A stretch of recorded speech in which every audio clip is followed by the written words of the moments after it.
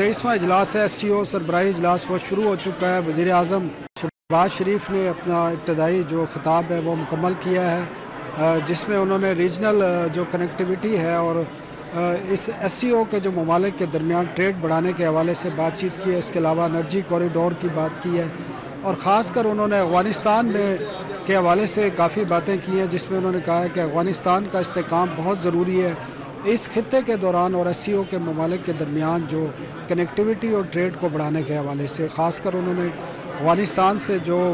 दहशतगर्दी का जो सब्जेक्ट है वो भी टच किया। उन्होंने कहा जो भी स्टेबलाइज होगा, पॉलिटिकल स्टेबिलिटी आएगी अफ़गानिस्तान में, जो दहशतगर्दी भी कम होगी और पड़ोसी ममालिक में जो अफ़गानिस्तान से दहशतगर्दी है वो भी बंद होनी चाहिए। इसके अलावा जो भारतीय वज़ीर ख़ारजा हैं उन्होंने भी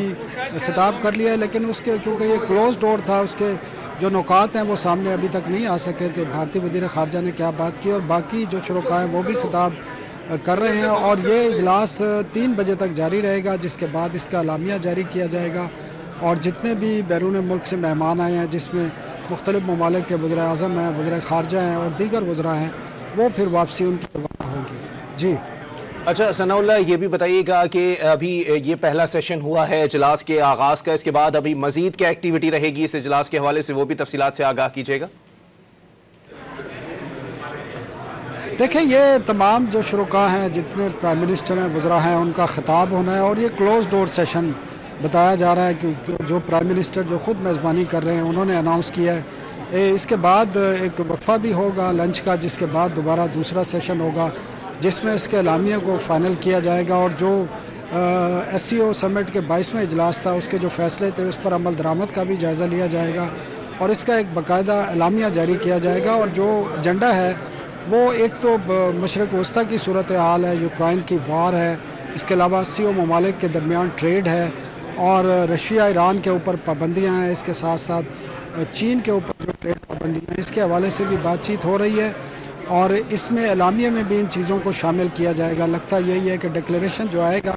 उसमें मशरक़ वस्ता की सूरत हाल, रशिया और ईरान पर जो पाबंदियाँ हैं उनके हवाले से भी बातचीत की जाएगी और जो SCO ममालिक के दरमियान ट्रेड को फ़रोग़ देना है या जो एनर्जी कॉरिडोर बनाना है और एक इंफ्रास्ट्रक्चर की डेवलपमेंट है, इन तमाम चीज़ों को फिर डिक्लेरेशन में भी शामिल किया जाएगा। इसके साथ साथ जो मुख्तलिफ़ ममालिक हैं, इसको मज़ीद कुछ ममालिक की तरफ से SCO की फुल मेंबरशिप देने का भी इम्कान है, वो भी आज डिसाइड किया जाएगा। प्राइम मिनिस्टर है पाकिस्तान, क्योंकि इसको चेयर कर रहा है और प्राइम मिनिस्टर इसको हेड कर रहे हैं, तो प्राइम मिनिस्टर की भी और पाकिस्तान की भी कुछ जो रिकमेंडेशन होगी वो भी डिक्लेरेशन में शामिल की जाएंगी। अच्छा सनाउल्लाह खान, ये भी बताइएगा इस इजलास के अंदर ऐसे ममालिक भी मौजूद हैं, कोई मुल्क नहीं चाहता कि आलमी सतह पर उसको पाबंदियों का सामना करना पड़े, जो रुकन ममालिक हैं जिन पर पाबंदियां मौजूद हैं, इन पाबंदियों के खात्मे के लिए आलमी सतह पर क्या इकदाम किए जा सकते हैं कि ये चीज़ डिस्कस की जाएगी?